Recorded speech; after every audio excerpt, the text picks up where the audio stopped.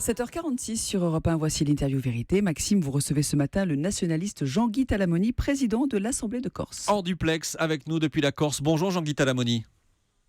Bonjour. Merci d'être en direct avec nous ce matin. 6 jours ont passé depuis cette violente bagarre qui a éclaté sur une plage de Cisco. Le procès des 5 personnes interpellées a été repoussé hier à la mi-septembre. 5 accusés, je le rappelle, 2 villageois de Cisco, 3 frères d'origine maghrébine également. Cette affaire, Jean-Guy Talamoni, est-ce qu'elle est due à la difficulté que peuvent avoir les différentes communautés à cohabiter en Corse ? Écoutez, les différentes communautés, je ne sais pas, en tout cas il ne s'agit pas d'une question de racisme, et cela a été établi notamment par le procès qui a eu lieu hier. Simplement, un groupe de personnes qui sont venues de l'extérieur de la commune ont voulu s'approprier une plage, la privatiser, ils ont mis un panneau pour que personne ne descende, et lorsqu'il y a des personnes qui sont venues se baigner, des touristes dans un premier temps, et puis ensuite des jeunes de la commune, eh bien ils ont été chassés, puis ensuite ils ont été frappés pour les jeunes qui sont des adolescents de 15 ans, alors qu'il s'agissait quand même, les agresseurs étaient des gens d'une quarantaine d'années. Et ensuite, évidemment, la population de la commune n'a pas accepté cela, et il y a eu les événements que vous savez. Mais vous savez, là, il s'agit véritablement d'un comportement de voyous et non pas d'une question de racisme. Je crois qu'il est bon que la société corse garde cette capacité de réaction qui, malheureusement, fait souvent défaut ailleurs en Europe. On ne peut pas accepter une chose pareille. On ne peut pas accepter que des gens viennent, qu'ils s'approprient une plage, qu'ils interdisent aux autres de venir, et puis qu'ils frappent, qu'ils tirent au harpon sur le père d'une des premières victimes. Je veux dire, ce sont des faits d'une gravité incroyable. Alors justement, Jean-Guy Talamoni, logique qu'il y ait une réaction. Le procureur a expliqué qu'à l'origine de la bagarre, il y avait 3 membres de cette famille d'origine maghrébine qui avaient voulu s'approprier cette plage, vous l'avez dit. Il a aussi dit que les villageois avaient réagi de manière violente et scandaleuse. Ce sont ses mots. Pour lui, les 2 camps sont en tort. Vous, clairement, ce matin, vous prenez fait et cause pour les villageois de Cisco. Alors, le procureur, évidemment, l'exposé des faits par le procureur, je ne vous étonnerai pas si je vous dis que je ne suis pas sur la même position.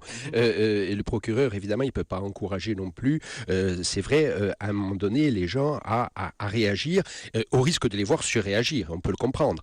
Toutefois, dans cette espèce, il n'y a pas eu de réaction disproportionnée. Il y a eu simplement une émotion légitime, et il y a eu aussi une volonté de mettre fin à ce qui était une dérive inacceptable. Et il y a eu effectivement ensuite des incidents d'une certaine intensité. Mais il s'agissait véritablement de voyous. Et je crois que s'il n'y avait pas eu cette intervention des adultes, je pense que ça aurait été extrêmement dangereux pour les jeunes adolescents qui étaient sur la plage et qui ont été agressés avec des armes. Faut-il le préciser. Donc effectivement, le procureur a dit cela, mais le procureur a quand même, dans ses réquisitions, dans ses déclarations à la presse, et le tribunal ensuite aussi dans sa décision, non pas au fond, mais pour les mesures provisoires d'ici septembre, eh bien, chacun a tiré les conséquences des faits, à savoir qu'il n'y avait pas des gens à renvoyer dos à dos, à mettre tous dans le même sac, mais qu'il y avait d'un côté les agresseurs et de l'autre les agressés, les victimes. Pour l'instant, la justice n'a pas tranché. La justice n'a pas tranché. Sur le fond. Le procès a été reporté. Non, sur le fond, mais pour le moment, il n'y a pas de victime, pas de coupable. Non, mais il y a juste une précision. Simplement, Jean-Guy Talamoni, l'un des villageois dont on parle est quand même accusé simplement sur ce point. d'avoir Simplement sur ce frappé point. un homme inconscient qui était sur un brancard. Non, sur ce point, je veux quand même rappeler que d'une part, le procureur a été très clair sur les responsabilités à l'origine des incidents qu'il a attribuées de manière claire aux personnes extérieures, et ça c'est important. Ensuite, il y a quand même quelqu'un qui a dormi en prison cette nuit, et les membres de la communauté ciscaise, eux, sont sortis dès avant-hier soir. Donc je crois quand même que, y compris dans la décision qui a été prise, qui n'est pas une décision sur le fond, mais qui est quand même une décision sur la liberté, eh bien, il y a quand même, je dirais, non pas une manière homogène de voir les choses, mais une manière différenciée. Et ça, c'est tout à fait sain. C'est un signal très sain qui a été donné à la société corse aussi, parce que si on confond victime et agresseur, alors à ce moment-là, cela peut être véritablement facteur de tension. Mais en ce qui nous concerne, les autorités...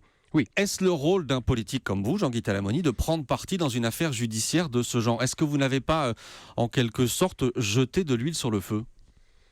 Alors certainement pas. D'abord, ça n'est pas une simple affaire judiciaire. Vous savez, il y a une tension aujourd'hui qui est très très importante en Corse comme ailleurs, hein, et il y a aujourd'hui une nécessité de la part des politiques comme nous de prendre nos responsabilités de façon à ce que les choses se passent le mieux possible. Et s'agissant de cette affaire, si nous n'étions pas intervenus dans les premières heures avec le président de l'exécutif de manière très claire pour appeler au calme, et nous l'avons obtenu le calme, si nous n'étions pas arrivés aussi pour dire que nous exigions la vérité, et la vérité, nous avons commencé à l'avoir dans cette affaire, eh bien, il y a fort à parier que les incidents auraient été beaucoup plus graves. Vous savez, nous n'avons fait jamais aucune concession à quelque forme de racisme que ce soit. Lorsqu'il y a eu réellement dérives racistes, c'est plutôt rare encore statistiquement, hein, et je crois qu'il faut aussi le dire, et nous avons également à cet égard un certain nombre de choses à dire que nous dirons dans les jours à venir, et il nous a été donné acte à de nombreuses reprises que statistiquement, il y avait moins d'actes racistes en Corse que sur le continent. Oui, donc, les chiffres, là, il y a des chiffres nous différents n'avons jamais fait. Simplement, est-ce que vous confirmez...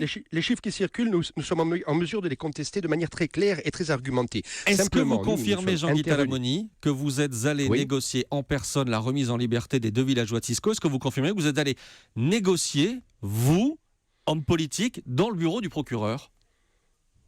Je ne confirme absolument rien. Nous avons depuis plusieurs jours pris une grande quantité de contacts à tous les niveaux de responsabilité, y compris au plus haut niveau de responsabilité politique.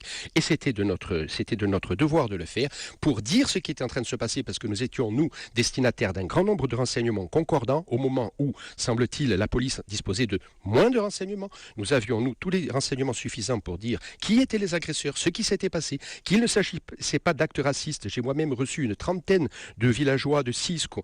Le lendemain des faits, je n'ai pas pendant 1h30 entendu la moindre parole raciste. Il ne s'agissait absolument pas d'une question de racisme, contrairement à ce qui a été dit par certains organes de presse parisiens, et on peut effectivement le regretter. Donc il s'agissait premièrement de se battre pour la vérité, pour l'honneur de la Corse aussi. Il s'agissait deuxièmement d'appeler au calme, et nous l'avons fait. Nous l'avons fait, et de ne faire aucune concession au racisme, et en revanche, de ne pas accepter les dérives inacceptables comme celles qui se sont produites il y a quelques jours à Cisco. Parce que si la société commence à accepter des choses pareilles, eh bien, je crois que nous n'en avons pas fini. Vous disiez à l'instant qu'il n'y avait pas d'aspect raciste, et c'est ce que semblait confirmer le procureur également dans cette affaire, mais vous l'avez dit également sur Europe 1 il y a quelques instants, qu'il peut y avoir des tensions entre communautés en Corse. Est-ce que vous craignez, pour les mois en France aussi d'ailleurs, exactement, vu le contexte général en France, est-ce que vous craignez tout particulièrement pour la situation en Corse ?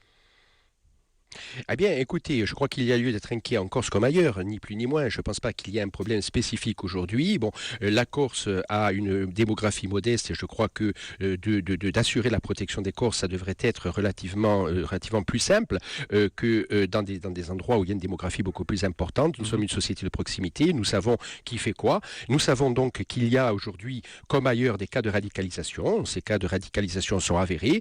Cela nous inquiète. En ce qui nous concerne, à la collectivité territoriale de Corse, nous n'avons pas la compétence en matière policière et judiciaire. En ce qui me concerne, je le regrette, mais c'est ainsi. Donc nous avons des relations régulières avec l'administration française pour demander des comptes sur la façon dont la protection des Corses est assurée. Nous avons des relations régulières. Donc à ce stade, eh bien, nous n'avons pas à polémiquer parce que nous savons que ce sont des choses extrêmement complexes. On ne fait pas de la politique politicienne sur ce genre de choses. C'est extrêmement complexe. Il n'y a personne n'a de baguette magique. Toutefois, ce que je peux vous dire, c'est que les autorités corses sont impliquées également dans cette affaire-là parce que nous sommes peut-être pas en charge de ce problème sur le plan juridique, mais nous le sommes sur le plan politique et sur le plan moral. Merci beaucoup Jean-Guy Talamoni d'avoir répondu à nos questions ce matin en direct sur Europe 1. Merci également à Jean-Sébastien Soldaini qui nous a aidés pour réaliser ce duplex.